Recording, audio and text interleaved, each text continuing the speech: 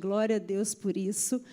Eu gostaria que você colocasse para mim Êxodo, capítulo 1, do verso 1 ao 22. E nós vamos ler, então.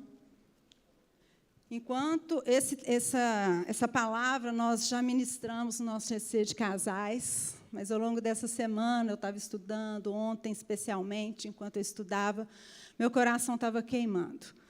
Queimando, muitas vezes, de tristeza, de ver o que está acontecendo hoje, especialmente com as crianças, e queimando por causa da ação do Espírito Santo, o propósito de Deus para a família, que não muda.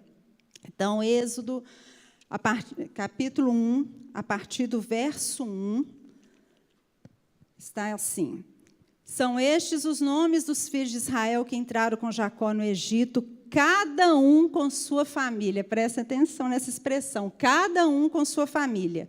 Rúben, Simeão, Levi, Judá, Issacar, Zebulon e Benjamim, Dan, Naphtali, Gade e Azer. Todos os descendentes diretos de Jacó foram 70. José, porém, já estava no Egito. Com o tempo morreram José, todos os seus irmãos e toda aquela geração. Mas os filhos de Israel foram fecundos, aumentaram muito, se multiplicaram e se tornaram extremamente fortes, de maneira que a terra se encheu deles. Nesse meio tempo, levantou-se um novo rei sobre o Egito, que não havia conhecido José. Ele disse ao seu povo: Eis que o povo dos filhos de Israel é mais numeroso e mais forte do que nós. Vejam, precisamos usar de astúcia para com esse povo, para que não se multiplique, e para evitar que, em caso de guerra, ele se alie aos nossos inimigos. Lute contra nós e saia da terra. E os egípcios puseram sobre eles feitores de obras para os afligir com trabalhos pesados. E assim os israelitas construíram para Faraó cidade-celeiro de Pitom e Ramsés. Mas quanto mais os afligiam, tanto mais se multiplicavam e tanto mais se espalhavam, de maneira que os egípcios se inquietavam por causa dos filhos de Israel. Então os egípcios, com tirania, escravizaram os filhos de Israel e lhes amargaram a vida com dura servidão. Preparar o barro, fabricar tijolos e fazer todo tipo de trabalho no campo. Todo esse serviço lhes era imposto com tirania. O rei do Egito deu uma ordem às parteiras hebreias, das quais uma se chamava Sifrá e a outra se chamava Puá. Ele disse: quando vocês servirem de parteiras mulheres hebreias, verifiquem se é menino ou menina. Se for menino, matem. Se for menina, deixem viver. As parteiras, porém, temeram a Deus e não fizeram o que o rei do Egito lhes havia ordenado. Pelo contrário, deixaram viver os meninos. Então o rei do Egito chamou as parteiras e lhes perguntou: por que vocês fizeram isso e deixaram viver os meninos? As parteiras responderam a Faraó: é que as mulheres hebreias não são como as egípcias, são vigorosas e dão à luz antes que a parteira chegue. E Deus foi bom para as parteiras, e o povo aumentou e se tornou muito forte. E porque as parteiras temeram a Deus, ele lhes constituiu família. Então Faraó deu ordem a todo o seu povo, dizendo: joguem no rio Nilo todos os meninos hebreus que nascerem, quantas meninas deixem viver. Vamos orar. Senhor, nós queremos colocar toda essa ministração diante do Senhor. Que o Senhor ilumine os olhos de entendimento de cada um de nós, ó Pai. Que o Senhor fale ao nosso coração, que o Senhor nos comunique aquilo que o Senhor quer nos comunicar nesta manhã. Que nenhum de nós aqui, aqueles que vão assistir depois dessa ministração, fique passivo em relação a essa palavra, Senhor. Mas que haja em nós, Senhor, ó Deus, um mover do Teu Espírito, Senhor, para que nós possamos viver em conformidade com as nossas famílias, em conformidade com o Seu projeto, com o Teu plano para cada uma das nossas famílias, em nome de Jesus. Então, nós vemos esse texto, algumas coisas assim, terríveis sendo ordenadas por um líder, e o Egito, na Bíblia, ele se refere à casa de servidão. Todas as vezes que lemos sobre o Egito na palavra, é um lugar onde está escrito que as pessoas desceram para o Egito. Nunca você vai encontrar na palavra que as pessoas subiram. Porque o Egito é um lugar de casa de servidão. O próprio Senhor, em Êxodo, capítulo 20, no verso 2, ele disse: eu sou o Senhor, seu Deus, que o tirei da terra do Egito, da casa da servidão. E o Egito, ele é a simbologia do mundo secular, do sistema mundano, aquele sistema que está longe, afastado dos princípios de Deus. Por isso que toda vez na palavra de Deus é mencionado que as pessoas desceram ao Egito. E o que significa descer ao Egito? É descer o padrão, sair do padrão de Deus, o padrão moral, o padrão de santidade. Isso significa descer ao Egito. É diminuir, né, o nosso padrão de vida, se alinhando com o que o mundo secular está hoje nos oferecendo. E é tão interessante que, em cima disso também, sempre na palavra de Deus, quando for mencionado Jerusalém, nunca fala que as pessoas desciam para Jerusalém. Você vai observar que a Bíblia sempre fala: subiram para Jerusalém. Porque Jerusalém é o lugar dos princípios de Deus, é o lugar do domínio do Senhor, é o lugar de se alinhar com os propósitos divinos, é o lugar de se santificar, de elevar os nossos padrões morais, elevar o nosso padrão de vida. Isso representa Jerusalém. E Faraó, que é o rei do Egito, tiveram vários faraós ao longo da história. E Faraó, eles eram considerados deuses encarnados. E eles tinham poder supremo sobre toda a estrutura do governo. Algumas coisas semelhantes, né? E ele é considerado um deus. Então, o que Faraó mandava, o povo tinha que acatar. E muitas vezes ele era até endeusado, idolatrado, porque parecia que ele era uma pessoa além da humanidade, né, carnal, um ser supremo. Essa era a figura do Faraó. E a gente vê em que, então, umas ações de Faraó, que também representa, é uma simbologia de Satanás na Bíblia, enquanto o Egito é uma simbologia do mundo sem Deus, um mundo decaído, um mundo de promiscuidade, de imoralidade. Faraó é o governante desse Egito, é o governante desse mundo caído, esse é o governante abaixo do padrão, né, de Deus, essa simbologia do próprio Satanás, é Faraó. E começa, então, a Êxodo capítulo 1, vocês sabem, quando termina Gênesis, José fala, antes de morrer, que certamente Deus os visitará e vai tirar vocês do Egito e vai levar para a terra prometida. E assim, essas últimas palavras, e José ainda dá a ordem: quando isso acontecer, vocês vão levar meus ossos para esse lugar. E ele deixa essa ordem e termina o livro de Gênesis. E Êxodo, então, que significa saída, Êxodo quer dizer saída, né, do povo do Egito, ele começa falando que cada um da família de José, por causa da fome extrema que houve na terra, eles tiveram que descer para o Egito. Cada tribo com sua família. Deus trabalha com as famílias. Deus ele não trabalha somente com indivíduos, mas ele trabalha com família. O que ele tem um projeto para um pai de família, aquele projeto é para toda a família. É para todos, é para o esposo, é para a esposa, é para os filhos, porque Deus é um Deus que zela e que preza pela família, e ele estabeleceu isso desde o princípio da criação.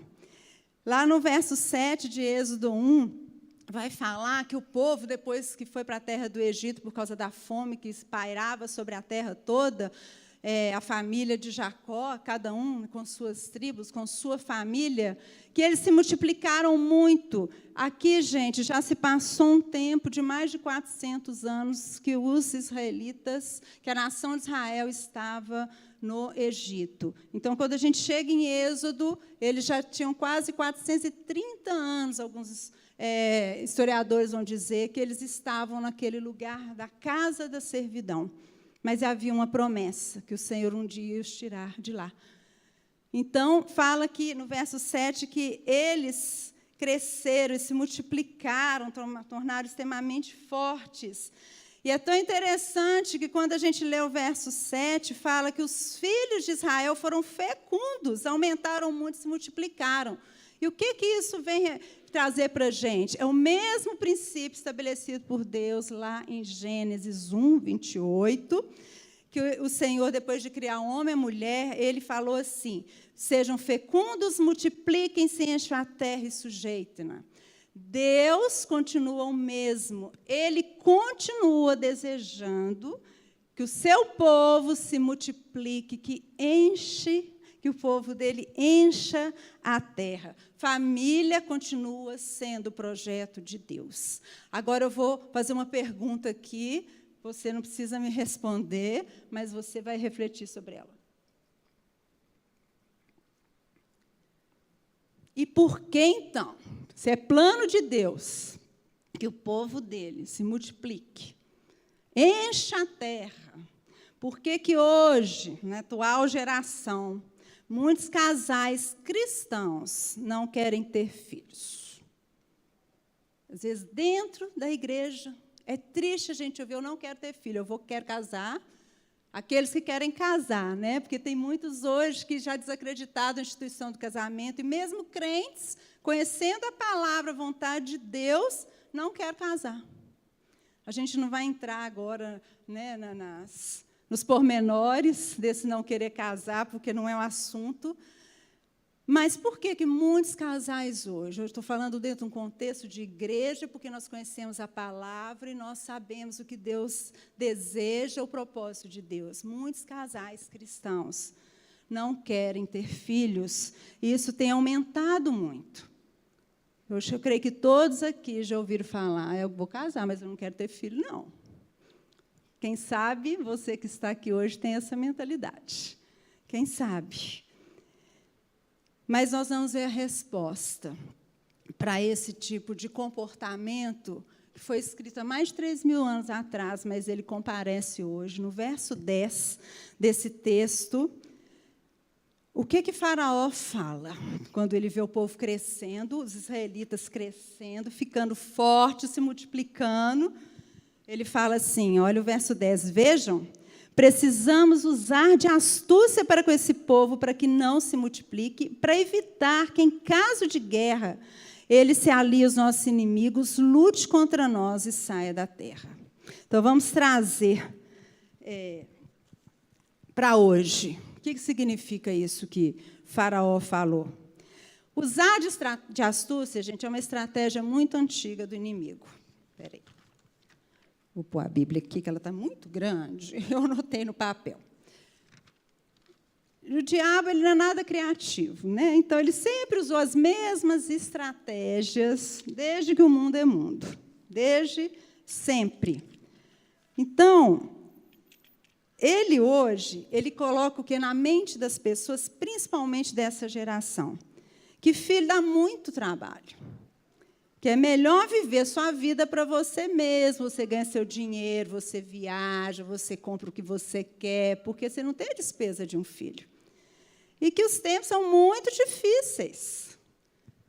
É difícil mesmo, os tempos são difíceis mesmo. Filho dá trabalho, gente, quem tem? Dá trabalho mesmo, a gente não vai enganar ninguém aqui.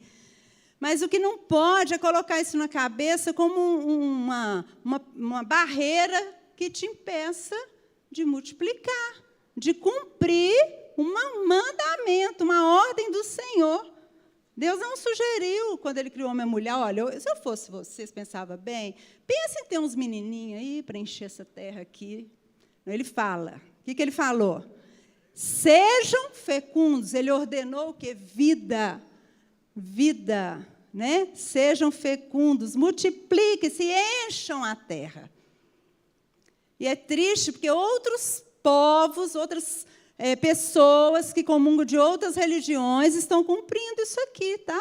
Quando a gente vê hoje na Europa, menos de a média hoje de filho do europeu é menos de 2 filhos. Né, pela estatística, é 1, alguma coisa. Enquanto os muçulmanos, a média dele é de 8 filhos a mais. Então, tem alguma coisa estranha acontecendo aí no meio de Deus. Quem sabe não é Faraó, né, que está colocando essas cabeças, essas mentiras, esses medos. E vale lembrar, gente, que o povo do Egito, a nação de Israel, eles estavam na casa da servidão, eles eram escravos, sujeitos a trabalhos forçados. Os tempos para eles não eram fáceis, não. Eles podiam pensar, não quero ter filho, vou dar um jeito, porque a gente é escravo. Como é que eu vou pôr um filho no mundo para ser escravo? Um filho no mundo para trabalhar forçado? Essa não era a mentalidade deles. Eles continuaram a se multiplicar. E isso aterrorizou Faraó. Então, essa não pode ser uma justificativa. Os tempos são difíceis, porque o Senhor, Ele é fiel. Ele é fiel para nos dar provisão. O Senhor é o nosso pastor, nada nos faltará. Existe promessa de um cuidado, de suprimento das nossas necessidades e da nossa família. Isso é promessa. Então, qual que era a intenção de Faraó, que é uma personificação do inimigo, para usar dessa astúcia? Nos dias de hoje, vamos trazer para hoje. Porque a Bíblia ela é muito atual. A palavra é viva, né? Ela é eficaz, ela é muito atual. Então, Faraó fala, eu não quero que o povo mais se multiplique. Então, ele usa de astúcia para isso. Então, a astúcia de Satanás hoje é criar essa mentalidade. Filho dá trabalho, os tempos são difíceis, eu quero viver para mim mesma, eu quero curtir a minha vida, eu quero viajar, eu não quero ficar presa a nada. Porque as pessoas acham que ter filho é prisão. É um erro, é um engano que o inimigo, né, que Faraó colocou.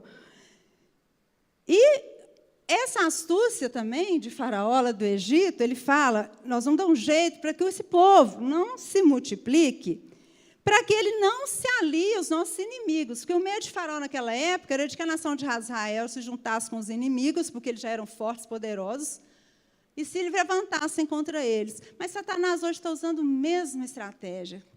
Por quê? Ele não quer que o povo de Deus cresça para não se aliar aos seus inimigos, aos inimigos de Satanás. Quem são os inimigos de Satanás? Aqueles que têm se levantado contra os projetos das trevas, que são muitos contra a família nesse tempo. Satanás, ele não quer, ele vê como seus inimigos os que se posicionam de acordo com os princípios bíblicos.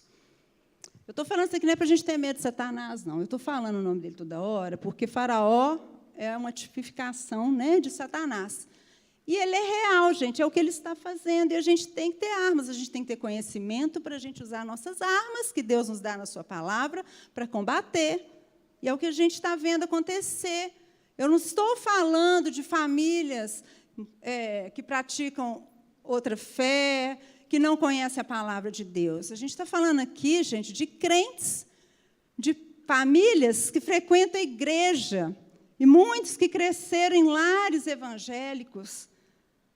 Infelizmente, está tendo essa desordem no nosso meio que a gente precisa alinhar.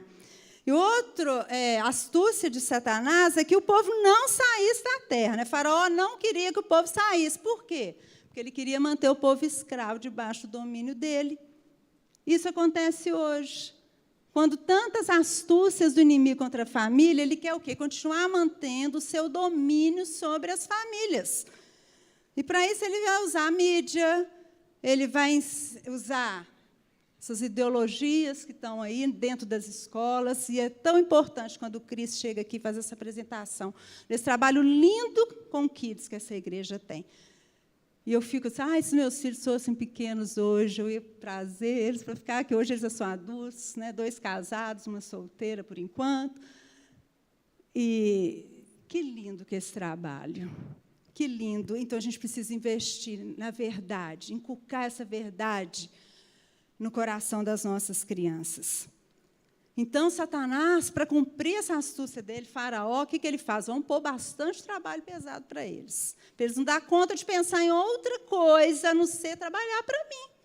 Que é aí que eles vão construir 2 cidades, né? Ramsés e Pitom, eu acho. Então, e hoje? O que esse Faraó ele quer fazer nas nossas famílias? Ele quer manter as pessoas aprisionadas a ele para construir estruturas para Faraó. O que são estruturas para Faraó hoje? Dedicar a vida apenas a conquistar bens materiais, trabalhar muito, ganhar muito dinheiro. Gente, é legítimo você querer melhorar de vida, você querer prosperar. Deus tem prosperidade financeira para nós. Ele quer que o povo dele seja bem-sucedido. Deus quer que o povo dele não tenha ausência de nada. Isso não é errado. Nós falhamos quando colocamos o nosso coração nisso, seguindo um padrão mundano. Eu tenho que ter o celular tal, eu tenho que ter a roupa de marca tal, o tênis de marca tal. E hoje, né, a série de procedimentos estéticos, não sou contra, se você quer, faça, mas que isso não seja a sua motivação de vida. Isso não seja aquilo que te move. Então, hoje as pessoas estão construindo estruturas para Faraó quando só pensam nas coisas materiais, nas coisas concernentes ao sistema do mundo. Vocês estão entendendo que é a mesma estratégia? Só mudou de nome. Então, o sistema de Faraó é um sistema que é tirano. A gente viu aqui no texto que Faraó usou de tirania com o povo. O que é tirania? É opressão. É oprimindo o povo, colocando um jugo pesado, um fardo pesado sobre as pessoas. A gente vê aqui, esse detalhe nos versos 13 e 14, dessa tirania. Vocês podem ler com calma em casa, porque por causa do horário que eu estou até falando mais rápido. Mas, então, qual o tipo de tirania que esse Faraó, né, que esse diabo, está impondo na nossa geração atualmente? Muito trabalho. A mentalidade, eu tenho que fazer, fazer e fazer. Priorizando mais o fazer do que o ser.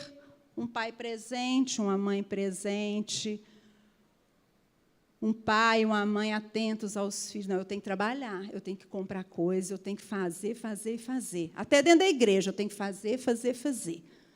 Até na minha vida, digamos assim, entre aspas, religiosa. Às vezes, nós não temos o tempo de estar sós com o Senhor para fazer um devocional. Porque eu tenho que fazer, eu tenho que trabalhar lá na igreja, eu tenho que fazer isso, eu tenho que trabalhar no ministério, e não tem tempo para ficar sós com Deus. É a mesma estratégia. E qual que é a outra estratégia dessa tirania? A mentalidade que você precisa produzir o tempo inteiro estar fazendo algo.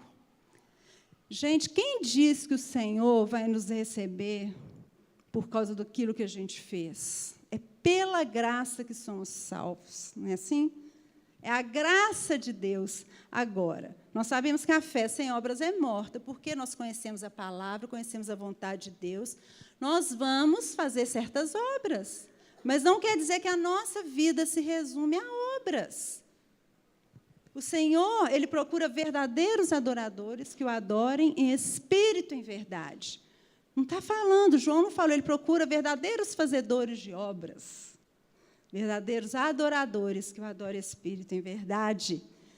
E outra estratégia, que é maligna, que eu quero falar mais sobre ela, que Faraó teve a ousadia de se levantar e falar, matar as crianças, atacar as crianças. É nesse ponto que eu quero focar aqui.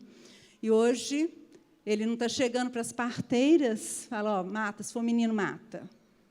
Mas ele está matando as crianças de outra forma. Como? Doutrinas diabólicas, ideologias de gênero, toda forma de maldade em desenhos animados, em programas, em livros para crianças. Está trabalhando forte em cima, por quê? A mentalidade é de fazer, de construir para Faraó, então os pais não têm tempo para o filho, para a filha, Aí gera o quê? Uma sensação de abandono naquele coração, de rejeição, uma desestruturação daquela família, daquele lar. E também o aborto. Que é triste, eu sei que é um tema muito sensível, muito delicado, mas é muito triste quando a gente vê filhos de Deus, crentes, a favor desse ato, desse sacrifício de criança chamado aborto. E o Senhor não está se agradando disso. E Deus está vendo tudo isso. Então, quando o Faraó chega para as parteiras e fala, olha, quando vocês forem fazer o parto, se for menino, dá uma olhada, se for menino, mata. Gente, olha que crueldade, com certeza seria uma morte por asfixia, né? A ideia dele, ó, você pega ele, torce o pescoço, pronto, morreu. Fala que nasceu morto. Simples. Simples, só que não, né? E ele dá essa ordem. Os meninos. Tem uma questão espiritual aqui. Porque Satanás já sabia que Deus ia levantar, porque é a promessa de Deus, e José já tinha falado isso há 400 anos atrás. Deus vai tirar vocês, vai te levantar um libertador. Então, Satanás sabia que já estava próximo o tempo de Moisés, o libertador da nação de Israel, ser grandemente usado de Deus, para tirar a nação de Israel daquela escravidão. Então, por que matar os meninos? Pode ser qualquer um desses que está nascendo, pode ser o Moisés, o libertador. Isso não vai acontecer, não vai ser debaixo do meu domínio, não. Uma grande questão espiritual. Mas tem outras questões também, porque a ordem de matar meninos é uma tentativa de matar propósitos. Toda vez que se mata uma criança no útero, que se aborta, está matando um propósito de Deus. Ninguém pode falar o que aquela criança vai ser. Só o Senhor sabe, porque Salmo 139 fala, eu que sei, né? Ele fala, eu já escrevi todos os seus dias no meu livro, né? Seus dias já estão contados. E aqui na igreja, hoje eu fiquei tão feliz, assim, porque eu já estava com essa palavra no meu coração. Eu cheguei aqui, estava tudo bonitinho para a apresentação, aí encontrei uma gravidinha ali de 4 meses, a Joyce com esse barrigão, quase tem a neném aqui em cima desse púlpito, né, Joyce? Está aqui orando. Minha norinha linda também, Camila, que vai ter o Samuel em fevereiro. Ela faz aniversário dia 3, é o dia 9. Ele está marcado para o dia 16, é o nosso presente de aniversário, né, Camila, que o Senhor nos deu. E tantas grávidas, esse tanto de criança que essa igreja realmente tem enchido a terra, né, gente? Se multiplicado. Então, quando se aborta, se as parteiras fazem aquilo que Faraó ordenou, elas estariam o quê? Matando propósitos. E eliminando, se elas obedecessem aquela ordem, elas estariam eliminando aquele que seria o libertador da nação de Israel. A gente não sabe o que poderia acontecer. Israel poderia estar hoje exterminada da face da terra, debaixo daquela tirania de Faraó, mas Deus não permitiu. E quando fala do extermínio de meninos, a gente vai para uma coisa muito atual hoje.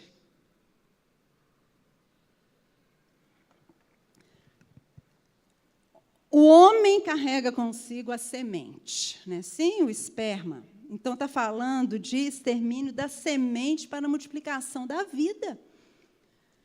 O inimigo da nossa alma, ele é espírito de morte. Ele atua para a morte, mas Deus é vida, não é assim?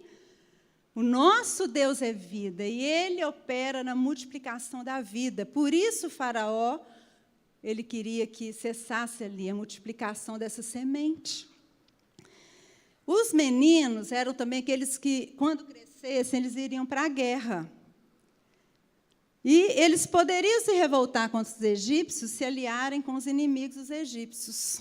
Então, tem uma questão até política envolvida. E também uma tentativa, eu quero vocês prestarem muita atenção nisso. Foi anunciado aqui o curso da verdadeira feminilidade. Eu brinco, gente, cadê o curso da verdadeira masculinidade? Né? Josson, Bruno, cadê o Fausto? Porque matar meninos significa matar a masculinidade. O que a gente está presenciando hoje, gente? as mulheres ascendendo e os homens sendo rebaixados, desmerecidos. Os homens, gente, homens, sintam-se honrados com essa função que Deus deu para vocês, representam proteção das suas famílias, orientação no seu lar, na sua família, na sociedade, e eles são figura de autoridade. Foi Deus que estabeleceu, não é machismo. Tem gente que fala, nossa, a Bíblia é muito machista, né? Os movimentos istas aí hoje. Não é, não. Deus é um Deus de ordem, as mulheres também têm funções lindas que Deus deu.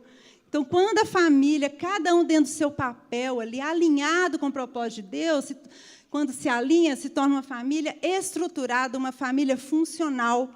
Então, Faraó, que é a simbologia de Satanás, o diabo, quer trabalhar afetando a figura masculina para causar essa desestruturação familiar, a disfuncionalidade da família. Mas ele fala, as meninas, deixa eu viver. Sua menina segue a vida, fica lá bonitinha. Por quê? Por causa de práticas terríveis que tinham, sexuais, de imoralidades, e a mulher era vista ali como objeto sexual. Então, as meninas deixam para serem abusadas, para servirem os homens, porque elas também não iam à guerra, então elas não representavam um risco. E também seriam escravas nas tarefas domésticas, escravas lá para Faraó, seus líderes, de toda espécie de imoralidade, de situação. Então, as meninas deixam viver, mas mata a masculinidade. Tira os homens, tira a proteção dessas mulheres, dessas crianças que estão aqui. Como é que elas vão se defender? Não vai ter jeito. Esse é o plano de Satanás ainda hoje, atualmente. Parece que a gente está lendo que a Bíblia, que esse capítulo foi escrito hoje de manhã, não parece, gente? Mas as parteiras, que eu creio que são a figura principal desse texto, a Bíblia fala lá no verso 17, as parteiras, porém, temeram a Deus e não fizeram o que o rei do Egito lhes havia ordenado, pelo contrário, deixaram viver os meninos. Elas temeram a Deus. E a gente vai ver aqui no verso 21, começa assim, porque as parteiras temeram a Deus. É enfatizado o temor das parteiras a Deus 2 vezes. Quando Deus enfatiza algo, quando é repetida uma ideia na palavra, é que Deus quer enfatizar. E aqui significa que Deus se agradou da atitude das parteiras. Deus se alegrou com a atitude daquelas mulheres. Então, elas entram aqui como que heroínas. Quem são as parteiras hoje? Essas parteiras podem ser eu e você. São as pessoas que têm se levantado contra os planos do diabo para matar as crianças hoje, para matar a descendência, para matar as gerações. Então, cada um de nós precisamos nos posicionar como essas parteiras. Deus espera isso de nós. Elas não se colocaram a serviço daquele espírito de morte que estava exigindo o sacrifício de crianças. As nossas crianças hoje é um plano terrível para um sacrifício, não apenas de sangue, como é o aborto, mas um sacrifício do crescimento saudável, introduzindo ideologias, imoralidades, sexualizando as nossas crianças de uma forma tão nojenta. Outro dia eu vi um vídeo, uma menina de uns 4 anos, gente, dançando, uma sensualidade, um adulto filmando. Parece que aquilo era normal, que bonitinho, não é bonitinho, não. Falei, meu Deus, quando essa menina chegar na pré-adolescência, o que ela já vai estar fazendo? Com tanta sensualidade, inocente ali. E é tão interessante que Deus honrou tanto essas parteiras que o nome desse faraó aqui, desse templo, não aparece no livro de Êxodo. Sempre se refere a Faraó, o rei do Egito. Mas Deus deu nome a elas, Sifrá e Puá, lá no verso 15. Porque ele estava honrando a atitude daquelas mulheres. Ele aprovou, ele bateu palmas para elas. A gente quer Deus batendo palma para nós, pelas nossas atitudes de temor a Ele, a gente vai ter que enfrentar o sistema de Faraó. A gente vai ter que se levantar como igreja. Nós conhecemos a palavra da verdade, nós conhecemos a vontade de Deus. E porque muitas vezes, dentro das nossas casas, essa verdade não está funcionando. Porque muitas vezes, dentro de muitos lares evangélicos, de pessoas cristãs, as crianças estão sensualizadas, com a mentalidade, recebendo ensinos enganosos, demoníacos, e os pais, muitas vezes, construindo estruturas para Faraó, não estão nem percebendo. Muitas vezes vai perceber, quando eu chamar lá na escola, o seu filho está apresentando esse problema, dá uma olhada, ou está lá na adolescência, aí aquele trabalho, sendo que a gente pode evitar o mal pela raiz. Gente, eu tenho uma netinha de 6 meses, linda, né? Toda avó acha seus netos lindos, e o Samuel. A gente precisa ministrar demais. Quando ela está comigo, eu ponho ela no colo, ponho a mão na cabeça dela, eu falo, ela tem a mente de Cristo. Senhor, blinda, eu já oro pelo Samuel que está na barriga, blinda a mente do Samuel, da Eva, contra toda ideologia maligna que está nesse mundo. Samuel, né, significa Deus ouve. Estava essa semana arrumando as roupinhas dele, passando, lavando, né, coisa de vó. Né? A vovó Vera está aqui, a mãe da Camila. As vovós aí se juntaram para ajudar e ministrando. Senhor, que desde pequeno ele ouça a sua voz, ele seja sensível à sua voz. Eu oro, Senhor, que o Samuel, a Eva, eles tenham experiências com o Senhor, como o pastor Silvio orou aqui, ainda crianças, que eles sejam batizados, sei lá, do seu espírito, ainda crianças. Mas, para isso, os pais, os avós, a família tem que se juntar para ministrar. Encucar, ó.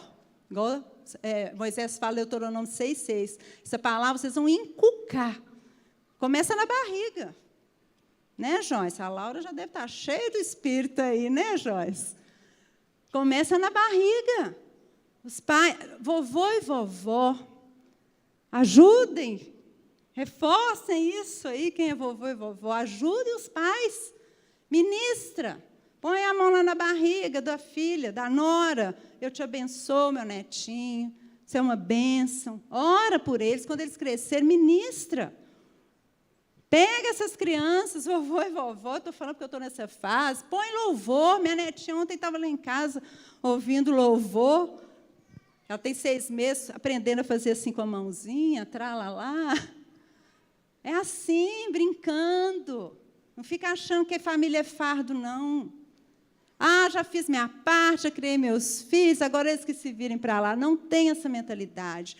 Hoje, essa geração precisa de reforço, viu? Reforço e ajuda. Precisa. E para a gente caminhando para o fim, qual foi o resultado dessa atitude, né, tão louvável das parteiras? No verso 20, olha só. E Deus foi bom para com as parteiras. E o povo aumentou e se tornou muito forte.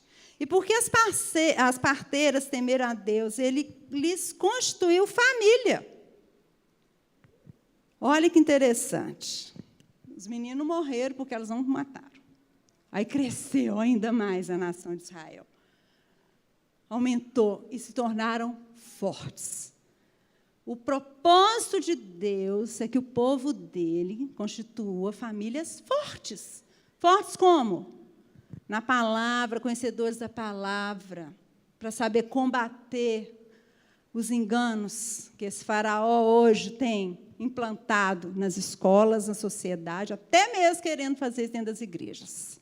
E glória a Deus por essa igreja, que é uma igreja, né?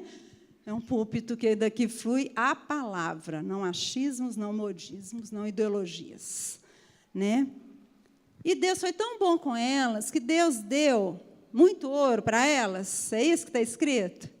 Deus deu uma mansão lá no Egito para elas, um carro do ano, né? Aqueles carros igual de faraó, com um monte de cavalo. Não, deu família. A maior riqueza que alguém tem nessa terra chama-se família. É o maior patrimônio que a gente pode ter, uma família forte. Aí eu fiquei pensando ontem, preparando essa palavra. Moisés, então, nasce nesse contexto, Mas lá na frente a gente vai ver que tem 2 homens guerreiros valentes, mais jovens que Moisés, chamados Josué e Calebe. E Josué, inclusive, ele se torna o líder depois da nação, né, e conduz a nação de Israel à terra prometida, depois que morre Moisés. Calebe, aquele homem vigoroso, aquele homem temente ao Senhor, valente. Aí, isso não está na Bíblia, mas eu fiquei pensando. Os pais de Josué e Calebe também devem ter sido dessa época que Faraó queria matar os meninos. Se as parteiras aceitam matar os meninos, não tem Moisés, não tem Josué, não tem Calebe, e muitos homens que lá na frente Deus usou para guiar, para ajudar a nação de Israel. Por isso que eu falei no início, Deus é um Deus de propósito. Uma sementinha pequenininha lá, um óvulo fecundado, no primeiro minuto, já tem propósito de Deus ali. Ah, mas os tempos são difíceis, não vou dar conta de cuidar, não vou ter esse filho. Deus supre. Deus supre.